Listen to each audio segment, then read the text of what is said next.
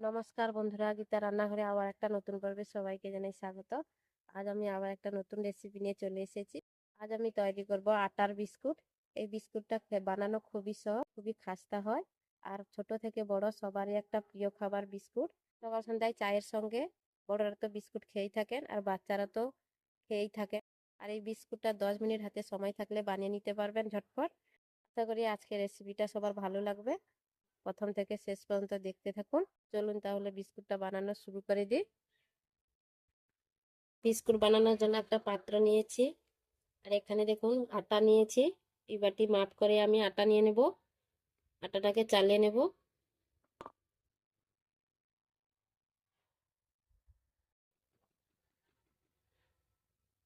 আবারও দিয়ে দেব। এভাবে আটাটাকে চালিয়ে নেব। এগুলোকে ফেলে দেব। আবারও এক বাটি নিয়ে নিয়েছি, চালিয়ে নেব এইভাবে। খোসাগুলো ফেলে দেবো। আমি এখানে 2 বাটি আটা নিয়েছি। 2 বাটি আটার জন্য দেখুন এখানে আমি দিয়েছি হাফ বাটি সুজি। সুজিটা দিয়ে দিলাম। দেখুন বেকিং পাউডার নিয়েছি, তো অর্ধেকের আরো কম হবে, বেশি নয়। বেকিং পাউডারটা দিয়ে দেব।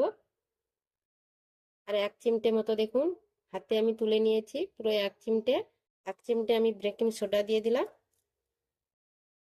লবণ দিয়ে দেব, অল্প পরিমাণে লবণ দিয়ে দিলাম। এখানে আমি ঘি দিয়ে দেব, 2 চামচ মতো ঘি দিয়ে দেব। ঘির পরিবর্তে সাদা তেলটাও দিয়ে দিতে পারেন। ভালো করে মিশিয়ে নেব। ঘিটাকে ভালো করে মিশিয়ে নেব, দিয়ে একটা ময়াম দিয়ে দেব। এভাবে ভালো করে ঘষে ঘষে ময়াম দিয়ে দিতে হবে, তবে বিস্কুটগুলো খাস্তা হবে। ভালো করে দেখুন ময়াম দিয়ে নিয়েছি। বুঝলেন, দেখুন একদম মুঠো হয়ে যাচ্ছে। তো আমার ময়াম দেওয়া হয়ে গেল। বাটিতে জল দিয়ে দিয়েছি, আর যেই বাটিতে আমি সুজি মাপ করে নিয়েছিলাম সেই মাপে আমি চিনি দিয়ে দিলাম। মিষ্টিটা যে যার বুঝে দিয়ে দিবেন, যতটা যে মিষ্টি খেতে চান। এটা যতটা আমি নিয়েছি, মিষ্টিটা আমার পুরোপুরি ঠিক হবে। বেশি মিষ্টি আমি এখানে দেব না। মিষ্টিটা যে যতটা খান ততটা চিনি দিয়ে দিতে পারেন, আরো বেশি পরিমাণে করে নিতে পারেন। আর যদি মিষ্টি কম পছন্দ করেন তাহলে কমিয়ে দিতে পারেন। চিনিটাকে আমি জলের সঙ্গে একটু গুলিয়ে নিলাম। এবার অল্প অল্প করে দিয়ে দেব।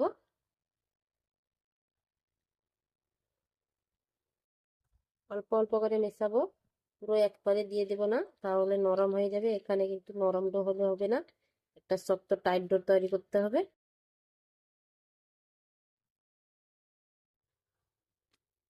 আবার আমি দিয়ে দেবো, আবার আমি জলটা দিয়ে দেবো অল্প করে। চিনি আর জলটাকে আমি অল্প অল্প করে দিলাম, একসঙ্গে দিতে যাবেন না, তাহলে নরম হয়ে যেতে পারে। আর বেশি নরম হয়ে গেলে বিস্কুটটা ভালো হবে না। বিস্কুটের জন্য সবসময় একটা টাইট ডো তৈরি করতে হবে।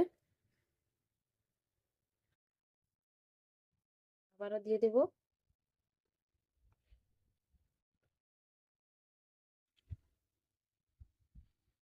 আমার ডোটা তৈরি হয়ে গেছে। বিস্কুটটা খাসতে হবে, এইভাবে ঠেসে নিতে হবে। ভালো করে এইভাবে ঠেসে নেব। ভালো করে ঠেসে ঠেসে মেখে নিয়েছি, দেখুন কতটা শক্ত হয়েছে। এইভাবে ডো তৈরি করতে হবে, তবে বিস্কুটগুলো ভালো হবে। এটা কোনো রেস্টে রাখার দরকার নেই, সরাসরি বিস্কুট তৈরি করা যাবে। দেখুন একটু ফাটা ফাটা মতো হয়েছে, দেখুন এইভাবে হলে বুঝবেন ডোটা ঠিকঠাক তৈরি হয়েছে। এখান থেকে ছোট ছোট লেচি কেটে নেব। এইভাবে হাতে গোল শেপ দিয়ে দেব, একটু চাপটা করে দেব।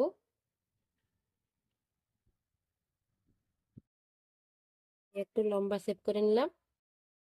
এভাবে শেপ দিয়ে নিয়েছি। আর একটা ডিজাইন করার জন্য একটা দেখুন চামচ নিয়েছি। এই চামচের সাহায্যে আমি এইভাবে একটা লম্বা লম্বি দাগ টেনে দেবো মাঝখানে। এইভাবে আমি একটু ডিজাইন করে নেবো বিস্কুটগুলো, তাহলে বিস্কুটগুলো দেখতে ভালো লাগবে। তা আমার একটা তৈরি হয়ে গেল বিস্কুট।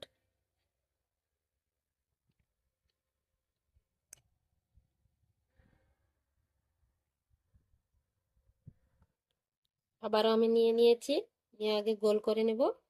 দিয়ে তারপরে একটু লম্বা শেপ দিয়ে দেব।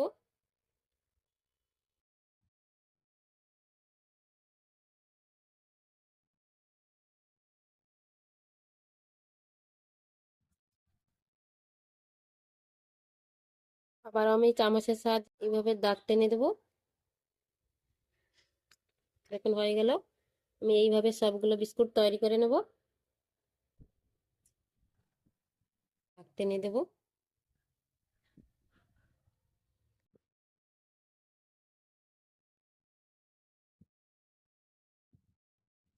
আগে গোল করে নেব।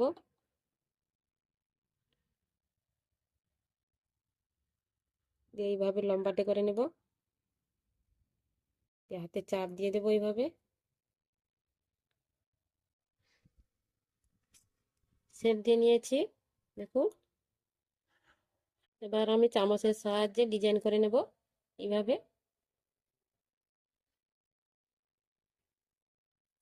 দেখুন বিস্কুটটা আমার তৈরি হয়ে গেলে এই ডিজাইনটা কেমন হয়েছে জানাবেন বন্ধুরা। এখন বিস্কুটগুলো দেখতে কতটা সুন্দর হয়েছে। এই বিস্কুটগুলোকে এবার আমি ভেজে নেব। উনুন ধরিয়ে নেব। উনুনটা ধরিয়ে নিয়েছি। কড়াই বসিয়ে দেব। কড়াই বসিয়ে দিলাম। কড়াই গরম হয়েছে, সাদা তেল দিয়ে দেব। সাদা তেল দিয়ে দিলাম। তেল গরম হয়ে গেছে, বিস্কুটগুলো দিয়ে দেব।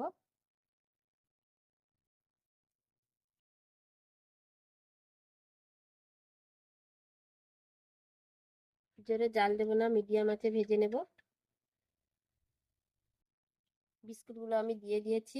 মিডিয়াম আঁচে এগুলো ভেজে নেব। এক পাশ হয়ে গেলে উল্টে দেব।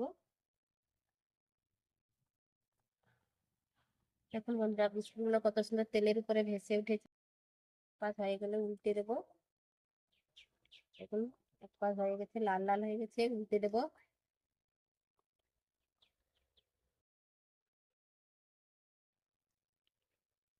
আমি সব বিস্কুটগুলো উল্টে দিয়েছি। উল্টে পাল্টে এইভাবে আমি ভেজে নেব। বিস্কুটগুলো খেতে খুবই ভালো লাগে, আর বাড়িতে যখন ইচ্ছা তখন বানিয়ে নিতে পারেন। দেখুন বন্ধুরা আমার বিস্কুটগুলো সব ভাজা হয়ে গেছে, লাল লাল হয়ে গেছে। তুলে নেবো আমি বিস্কুটগুলো। বিস্কুটগুলো আমি তেল থেকে তুলে নেব। তোলার সময় অনেকটা নরম মনে হবে, যখন ঠান্ডা হয়ে যাবে বিস্কুটগুলো পুরো একদম খাস্তা হয়ে যাবে। এখন অনেকটা নরম মনে হয়েছে। এগুলো যখন ঠান্ডা হবে বিস্কুটগুলো একদম খাস্তা হয়ে যাবে। তেল থেকে আমি তুলে নিয়েছি, একটা পাত্রে রেখে দেব। আবারও আমি দিয়ে দেব। ও সবগুলো দিয়ে দিলাম। এইভাবে মিডিয়াম আঁচে আমি ভেজে নেব। এখন বন্ধুরা বিস্কুটগুলো কত সুন্দর ভেসে উঠেছে। আমি এবার একটু নাড়িয়ে দেবো। বিস্কুটগুলো কত সুন্দর হয়েছে। এক পাশ হয়ে গেছে দেখুন, এক পাশ লাল লাল হয়ে গেছে। উল্টে দেবো। উল্টে দিলাম সব বিস্কুটগুলো।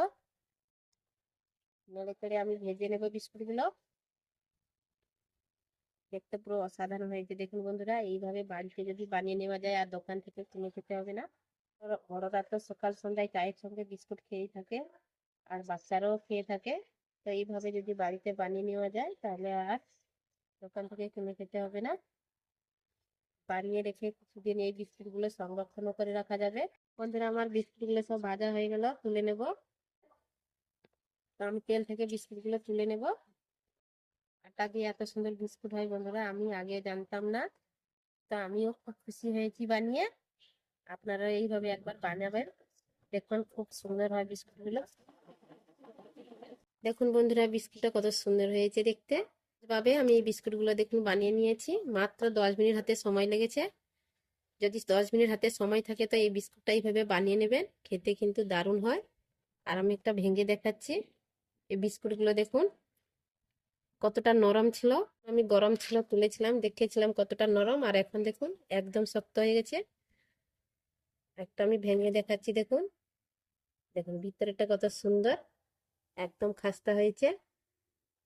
এটা দেখুন একদম খাস্তা হয়েছে। দেখুন কতটা একদম খাস্তা, দেখেই বুঝতে পারছেন। তো বন্ধুরা একবার হলে এই বিস্কুটটা বানিয়ে নেবেন, খেতে কিন্তু খুবই দারুণ হয় আর খুবই খাস্তা হয়। তো এই বিস্কুটটা বানিয়ে নিলে বড় থেকে ছোট সবারই খুবই ভালো লাগবে। আমার এই আটার বিস্কুটটা যদি বন্ধুরা ভালো লাগে তাহলে একটা লাইক করবে, কমেন্ট করবে আর বন্ধুদের সঙ্গে শেয়ার করবে। আর আমার চ্যানেলটাকে সাবস্ক্রাইব করে আমার পাশে থাকবে নতুন নতুন ভিডিও পাওয়ার জন্য। তো বন্ধুরা আজকে এই পর্যন্ত, আবার আসবো একটা নতুন ভিডিও নিয়ে। সবাই ভালো থাকবেন, সুস্থ থাকবেন।